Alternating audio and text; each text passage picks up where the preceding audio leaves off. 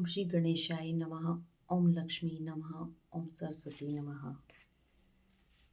फागुन मास की एकादशी, विजया एकादशी। फागुन मास के कृष्ण पक्ष की एकादशी का शास्त्रोक्त नाम है विजया एकादशी। भगवान श्री राम ने लंका पर चढ़ाई करते समय रावण पर विजय प्राप्ति की कामना से इस एकादशी का व्रत किया था। सभी प्रकार के दुख दूर करके सभी कार्यों में विजय और सफलता प्रदायक इस विजया एकादशी को भगवान विष्णु का पूजन किया जाता है। जया एकादशी की कथा सुनने के बाद धर्मराज युधिष्ठिर ने भगवान कृष्ण से प्रार्थना की कि हे वासुदेव, फागुन मास के कृष्ण पक्ष की एकादशी का क्या नाम है, इसका व्रत करने से किन फलों की प्राप्ति होती है तथा इसका विधि विधान क्या है, कृपया मुझे विस्तार पूर्वक बताइए।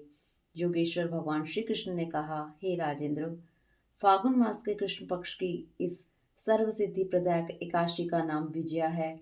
इसका व्रत करने वाले मनुष्य को सभी कार्यों में विजय मिलती है। इस विजया एकादशी के महात्म्य के सुनने व पढ़ने मात्र से समस्त पाप नष्ट हो जाते हैं। एक प्राचीन कथा सुनाते हुए भगवान श्री कृष्ण ने आगे कहा, एक समय देव ऋषि नारद ने ब्रह्मा जी से यही प्रश्न किया। तब ब्रह्मा जी ने नारद जी से कहा कि हे नारद, ध्यान पूर्वक सुनो। इस विजया एकादशी का व्रत नए पुराने और गत जन्मों के पापों का हरण करके प्रत्येक क्षेत्र में व्रत धारक को विजय दिलाता है। रामायण के प्रसंग का वर्णन करते हुए ब्रह्मा जी ने आगे कहा, त्रेता युग में मर्यादा पुरुषोत्तम श्री रामचंद्र जी को जब 14 वर्ष का वनवास हो गया, तब वे भी लक्ष्मण तथा सीता जी सहित पंचवटी में निवास करने लगे।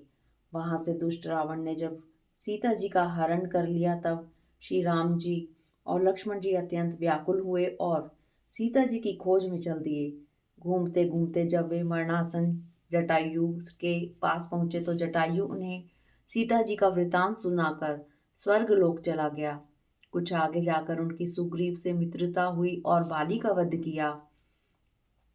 हनुमान जी ने लंका में जाकर सीता जी का पता लगाया और उनसे श्री रामचंद्र जी एवं सुग्रीव की मित्रता का वर्णन किया।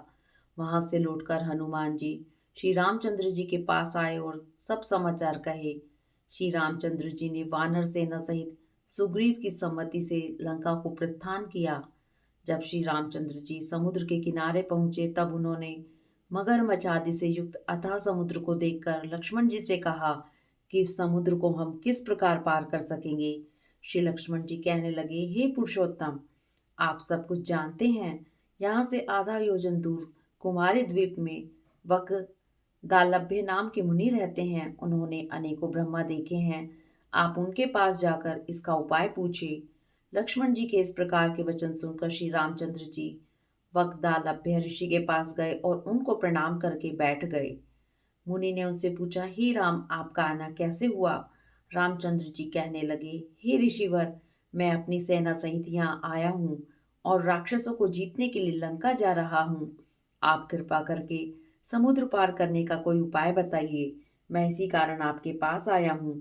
महर्षि वक्तालभ्य बोले, हे दशरथ पुत्र राम, फागुन मास के कृष्ण पक्ष की एकादशी का व्रत करने से निश्चय ही आपकी विजय होगी। साथ ही आप समुद्र भी अवश्य पार कर लेंगे। इस व्रत की विधि यह है कि दशमी के दिन स्वर्ण, चांदी, तांबा या मिट्टी का एक घड़ा लेकर उसे जल से भरकर उस पर पंच पल्लव रखने के पश्चात उसे वेदी पर स्थापित करें। 7 अनाज एक जगह मिलाकर घड़ा रखने हेतु वेदी बनाएं और घड़े के ऊपर जौ रखें। जौ के ऊपर भगवान श्री नारायण की स्वर्ण प्रतिमा स्थापित करें। एकादशी के दिन स्नान आदि नित्य कर्म से निवृत्त होकर धूप, दीप, नैवेद्य, नारियल आदि से भगवान की पूजा करके वह दिन भक्ति पूर्वक घड़े के सामने व्यतीत करें और रात्रि को भी उसी जगह बैठे रहकर जागरण करना चाहिए। द्वादशी के दिन नदी या तालाब के किनारे स्नान आदि से निवृत्त होकर उस घड़े को ब्राह्मण को दे देना चाहिए। यदि तुम इस व्रत को सेनापतियों के साथ करोगे तो अवश्य ही विजय होगी। इसके पश्चात श्री रामचंद्र जी ने विधि पूर्वक विजय एकादशी का व्रत किया और उसके प्रभाव से लंका में राक्षसों पर विजय पाई। अतः हे राजन, जो मनुष्य इस व्रत को विधि पूर्वक करेगा उसे दोनों लोकों में विजय प्राप्त होगी। अंत में ब्रह्मा जी ने नारद जी से कहा, हे पुत्र, इस व्रत को करने वाला तो सभी जगह विजय पाता ही है। जो इस व्रत के महात्म्य को पढ़ता अथवा सुनता है उसे भी वाजपेयी यज्ञ का फल प्राप्त होता है। हरिओम तत्सत।